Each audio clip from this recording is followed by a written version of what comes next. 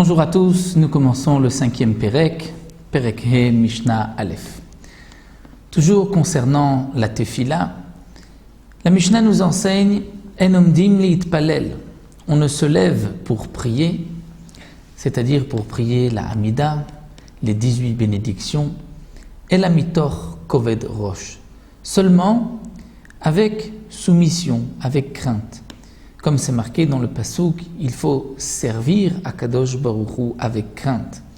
Et la Avoda, c'est la Tefila, c'est la prière. Mitor Koved Rosh, c'est comme expliquent les Mefarshim, comme un machal, il n'y a pas que la tête qui doit être soumise, c'est tout le corps. Mais étant donné que la tête, c'est l'essentiel, si on peut dire, de tous les membres, c'est pour cela que le Tana emploie ce terme Mitor Koved Rosh, c'est-à-dire donc se lever avec crainte, avec soumission. La Mishnah nous raconte que Chassidim Arishonim, les hommes pieux, les premiers, Arishonim, les Tzadikim, Hayu Shoim avaient l'habitude de prendre le temps de se préparer Sha'achat, 1 heure, ou mitpalelim, et ensuite ils priaient. C'est-à-dire que là où ils avaient prévu de prier, ils étaient déjà là 1 heure avant, ils se préparaient, ils se concentraient pour prier, Kedei sheichavnu et libam lamakom, afin de pouvoir concentrer leur cœur vers Akadosh Baruch Hu. La Gemara nous rapporte que les Chassidim Arishonim mettaient 1 heure à la préparation de la Tfila, ensuite 1 heure de Tefila, c'est-à-dire du Shmoneh Esrei, des 18 bénédictions de la Hamida, et une 3e heure après la Tefila, avant, si on peut dire, entre guillemets, de redescendre sur terre.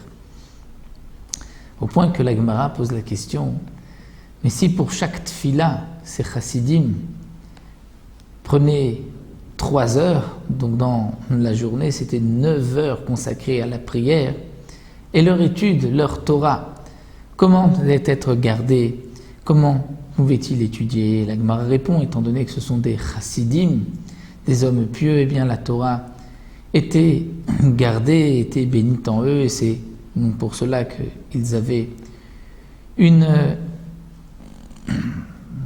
aide du ciel particulière, ils avaient une bénédiction, la Torah était bénie en eux, et c'est donc pour cela que malgré leurs 9 heures de prière, ils avaient le temps d'étudier, de retenir la Torah qu'ils étudiaient. Aujourd'hui, on ne reste pas 1 heure avant la Hamida, mais c'est une des raisons pour laquelle les Chachamim ont institué toutes ces préparations, la Tfila, tous les Mizmorim, les Psuké des Imra. De même, avant la Tfila de Mincha, de dire le Ashri Yoshve Betecha, pour ainsi se préparer et se concentrer. La Mishnah poursuit, nous enseigne Afelu Ameler Shoel Bishlomo, un homme qui est en train de prier. Il prie la Tfila de la Hamida, il ne peut pas s'interrompre au milieu de la Hamida. Même si le roi, Shoel Bishlomo, demande de ses nouvelles, c'est-à-dire le salut, Lo Yishivenu, il ne pourra pas répondre. Et bien sûr, comme le précise le Rav Ovadia Mibartenora, uniquement un Melech Israël, un roi juif, mais un roi non-juif, il doit s'arrêter de peur que le roi le tue. Si le roi non-juif ne comprend pas pourquoi cet homme-là ne lui répond pas à son salut, il risque de le tuer. Donc un Melech Israël, même si on doit du respect et la crainte au roi d'Israël, malgré tout, on ne va pas s'interrompre, même s'il nous salue au moment de la Hamida. Plus encore, Afilu Nachash Karuch ala Kevo. Même si un serpent s'est enroulé sur son talon, sur son pied, lo yafsi, qui ne va pas s'interrompre. Et là encore, la Gemara précise, comme nous le rapporte le Barthénora, uniquement un serpent qui généralement ne mord pas, s'il n'est pas dérangé, si on ne bouge pas. Donc on peut terminer cette fila, le serpent va partir. Mais si c'est un scorpion ou une autre bête qui risque de le tuer, de le mordre et de le tuer, là dans ce cas-là, puisqu'il y a sakanat nefashot, un danger de mort, il est évident qu'il pourra s'interrompre au milieu de sa tefila. Donc en vérité, tout dépend du contexte. Lorsqu'il y a une crainte de mort, pikuach nefesh, on s'interrompra même au milieu de la tefila. Sinon, on ne va pas s'interrompre. Voici donc ce que la Mishnah nous enseigne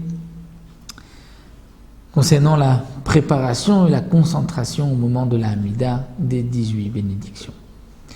Pour les brachot du Kriyat Shema, le Yotzer, ça nous avons vu plus haut, dans quel cas on peut s'interrompre. La Mishnah l'avait expliqué dans le deuxième Pérek. Et là, le Tana nous parle de la Hamida elle-même des 18 bénédictions. On se retrouvera pour la Mishnah suivante, pour la Mishnah Bet.